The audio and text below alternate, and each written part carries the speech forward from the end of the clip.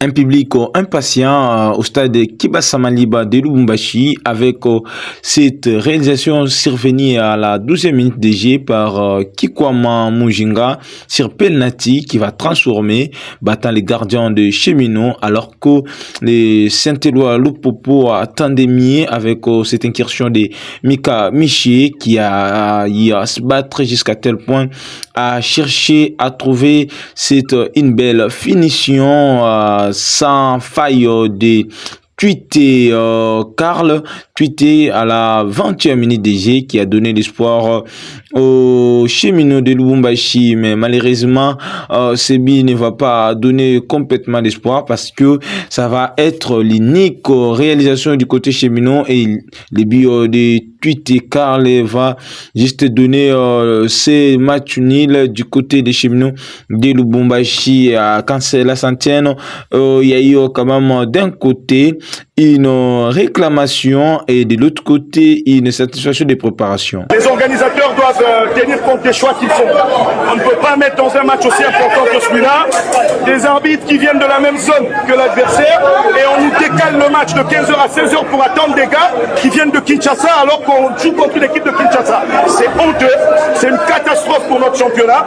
Je pense que les matchs à venir, l'organisateur doit tenir compte. Aujourd'hui, s'il y avait des désordres, le seul responsable, c'est l'organisateur du championnat. À un moment, on doit se dire la vérité. Nous préparons nos équipes dans la difficulté. On essaye de produire quelque chose de qualité. Pour assister à un spectacle comme ça, je pense qu'à un moment, il faut qu'on se dise les choses. Prochainement, qu'ils fassent bien leurs choix et qu'ils organisent bien les choses. Merci. Coach, est-ce que techniquement, le Popo était à même d'organisation? On a été très bon. On a été très bon. Si vous êtes un tout petit peu honnête, vous allez voir qu'on a dominé le match du début jusqu'à la fin. On a pris un but sur un penalty ultra discutable. Vous allez voir les vidéos. Et dans le contenu, on a réagi, on a égalisé, on a dominé. L'arbitre a fait ce qu'il a fait, il nous a empêchés de passer devant. C'est une catastrophe. Je ne blâme pas mes joueurs parce qu'ils ont donné ce qu'il fallait. Mais à un moment donné, on doit être sérieux. C'est ça mon message. On doit être sérieux parce qu'on ne l'est pas du tout. Merci. Bon, au regard de la philosophie du match, on savait, je l'avais dit hier qu'on jouait une équipe qui allait loin en compétition africaine.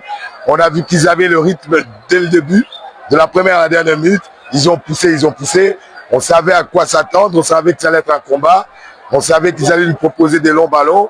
On avait travaillé dessus.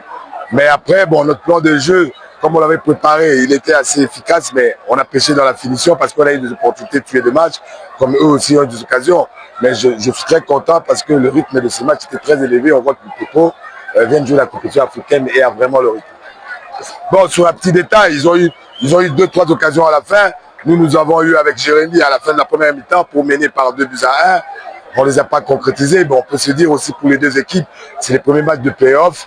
Donc tout le monde était concentré, tout le monde avait envie de bien faire.